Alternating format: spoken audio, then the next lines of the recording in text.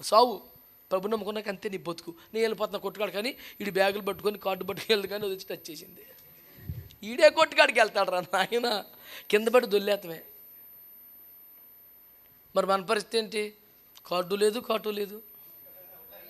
దేవుని ముద్ర కలిగినవాడు. వీడికి ఇంగ్లీషు హిందీ రాదు, చూస్తే దేవుని ముద్ర అయ్యి బాబాయ్ వీళ్ళు ముట్టుకోటి చంపేస్తాడు ఆయన, పక్కకి వెళ్ళిపోతామే. ఈ ముద్ర ఎట్టొచ్చింది? ఏసు రక్తమే. యేసుప్రభు నమ్ముకున్నందుకే పెద్ద బేభత్సం ఏమి లేదు అవతల. నా వల్ల కాదయ్యా నీవే నాకు దిక్కని కాలు బట్టి వేసుకుంటే ముద్ర వేసి కొట్టేశాడు అంతే. ఈ స్థలము హైకోర్టుకు చెంది ఎవడన్నా పాకేస్తాడా?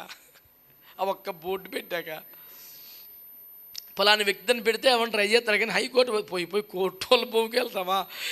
ఈ స్థలము సైనికులది, అస్సలు పాక కర్ర పాత్రకి దమ్ము సరిపోదు. మరి నీ ముద్ద ఇది నా సొత్తు అని యేసు ముద్ర ఎత్తే ఎవట చెప్తాను నేను. యేసు రక్తం